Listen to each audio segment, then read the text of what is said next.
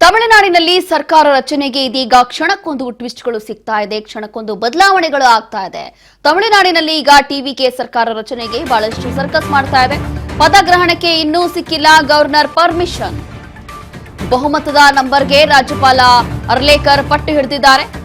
117 ಶಾಸಕರ ಪಟ್ಟಿ ನೀಡುವಂತೆ ಗವರ್ನರ್ ಸೂಚನೆ ಕೊಟ್ಟಿದ್ದಾರೆ. ಇಂದು ವಿಜಯ್ 117 ಶಾಸಕರ ಪಟ್ಟಿ ನೀಡುವಂತಹ ಸಾಧ್ಯತೆ ಇದೆ. ಅದೇ ತಯಾರಿಯಲ್ಲಿದ್ದಾರೆ. ಗವರ್ನರ್ ನಡೆಗೆ ಟಿವಿಕೆ ಕಾಂಗ್ರೆಸ್ ಶಾಸಕರ ಆಕ್ರೋಶ ಈಗ ವ್ಯಕ್ತ ಆಗ್ತಾ ಇದೆ. ಇಂದು ವಿಜಯ್ 117 ಶಾಸಕರ ಪಟ್ಟಿಯನ್ನ ನೀಡುವಂತಹ ಸಾಧ್ಯತೆ ಇದೆ. ಗವರ್ನರ್ ನಡೆಗೆ ಟಿವಿಕೆ ಮತ್ತೆ ಕಾಂಗ್ರೆಸ್ ಶಾಸಕರು ಆಕ್ರೋಶವನ್ನ ವ್ಯಕ್ತಪಡಿಸ್ತಾ ಇದ್ದಾರೆ. ದೊಡ್ಡ ಮಟ್ಟದಲ್ಲಿ ಪ್ರೊಟೆಸ್ಟ್ ಕೂಡ ಮಾಡ್ತಾ ಇದ್ದಾರೆ. ಇವತ್ತು ಇಂದು ತಮಿಳುನಾಡಿನಲ್ಲಿ ಪ್ರತಿಭಟನೆಗೆ ಕಾಂಗ್ರೆಸ್ ಕರೆ ಕೊಟ್ಟಿದೆ. ಕಾರಣ ಏನು ಅಂತಂದ್ರೆ, ಇಲ್ಲಿ ಒಬ್ಬ ಸಿಂಗಲ್ ಅಭ್ಯರ್ಥಿ ಇಷ್ಟರ ಮಟ್ಟಿಗೆ ಗೆದ್ದು ಬೀಗಿದ್ದಾರೆ ಅಂತಂದ್ರೆ ಇಲ್ಲಿ ಜನ ವಿಜಯನ ಆಯ್ಕೆ ಮಾಡಿಕೊಂಡಿದ್ದಾರೆ, ಟಿವಿಕೆ ಪಕ್ಷವನ್ನ ಆಯ್ಕೆ ಮಾಡಿಕೊಂಡಿದ್ದಾರೆ. ಆದ್ರೆ ಇದಕ್ಕೆ ಗವರ್ನರ್ ಯಾಕೆ ಈ ರೀತಿಯಾಗಿ ನಡೆದುಕೊಳ್ತಾ ಇದ್ದಾರೆ? ಸರ್ಕಾರ ರಚನೆಗೆ ಅನುಮತಿ ಕೊಡ್ತಾ ಇಲ್ಲ ಯಾಕೆ? ಮ್ಯಾಜಿಕ್ ನಂಬರ್ 118 ಇರಬಹುದು, ಹೌದು.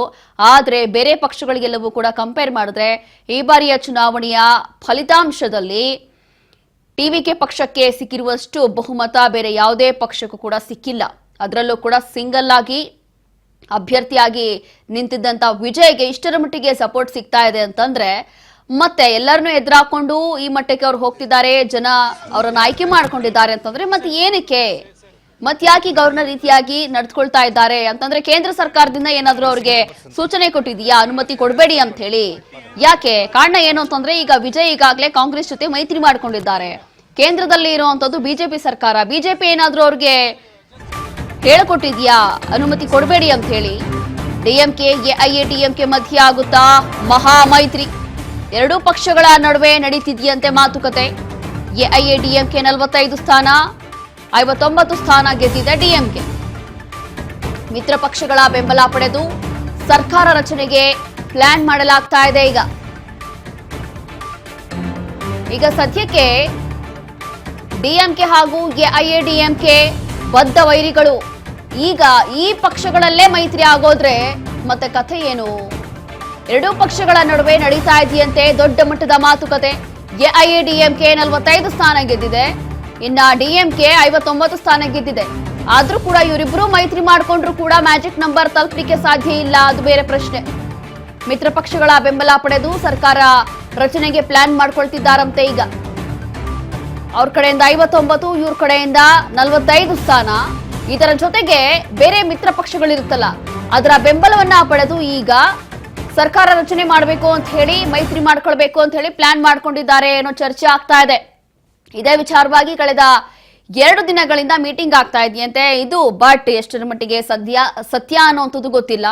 ಹಾಗಾಗಿ ಈಗ ಡಿಎಂಕೆ ಇರ್ಬೋದು, ಎಐಎಡಿಎಂಕೆ ಇರ್ಬೋದು, ಇವರಿಬ್ರು ಕೂಡ ಮೈತ್ರಿ ಮಾಡ್ಕೊಂಡ್ರು ಮ್ಯಾಜಿಕ್ ನಂಬರ್ ಮಾತ್ರ ರೀಚ್ ಆಗಕ್ ಸಾಧ್ಯ ಆಗೋದಿಲ್ಲ. ಹಾಗಾಗಿ ಇನ್ನ ಇಫ್ ಇನ್ ಕೇಸ್ ಆ ರೀತಿ ಏನಾದ್ರೂ ಆಯ್ತು ಅಂತಂದ್ರೆ ಬೇರೆ ಸ್ಥಳೀಯ ಪಕ್ಷಗಳ ಜೊತೆ ಅವರು ಮೈತ್ರಿ ಮಾಡ್ಕೊಳ್ತಾರೆ. ಆವಾಗ ಬಹುಶಃ ಈ ಒಂದು ಮ್ಯಾಜಿಕ್ ನಂಬರ್ಗೆ ತಲುಪ್ತಾರೆ.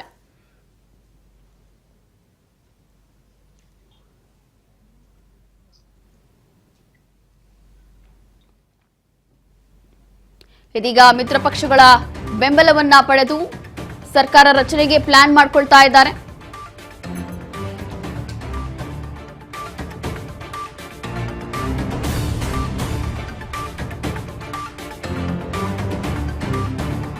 ಬೆಂಬಲ ಪಡೆದು ಸರ್ಕಾರ ರಚನೆಗೆ ಪ್ಲಾನ್ ಮಾಡಲಾಗ್ತಾ ಇದೆ.